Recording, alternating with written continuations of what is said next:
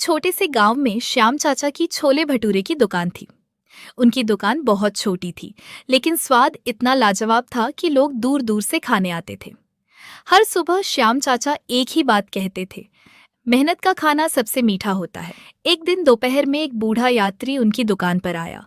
उसके कपड़े फटे हुए थे और उसके पास पैसे भी नहीं थे।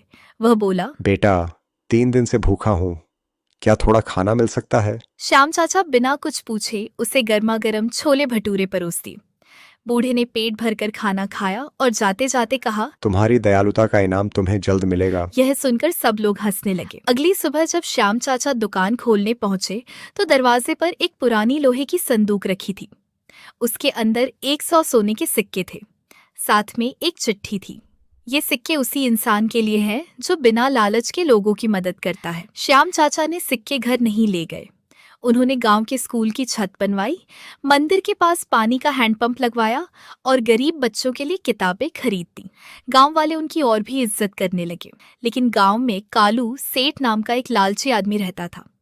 उसने सोचा, अगर मैं भी भूखों को खाना खिलाऊं तो मुझे भी सोने के सिक्के मिल जाएंगे। अगले दिन उसने भी दुकान खोल ली। लेकिन वह लोगों को खाना देते समय बार बार कहता, याद रखना, मेरी तारीफ करना, तभी खाना मिलेगा। उसका व्यवहार देखकर कोई खुश नहीं था।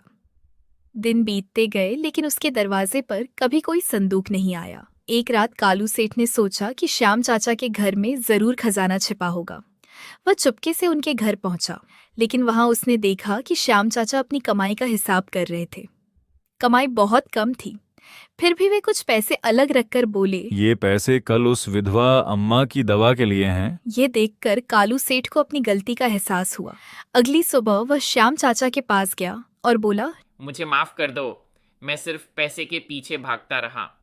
श्याम चाचा मुस्कुराए और बोले, दौलत सोने के सिक्कों में नहीं होती, लोगों की दुआओं में होती है। उस दिन के बाद कालू सेठ भी बदल गया। अब वह भी जरूरतमंद लोगों की मदद करने लगा। अच्छे कर्मों का फल हमेशा मिलता है, लेकिन सही समय पर।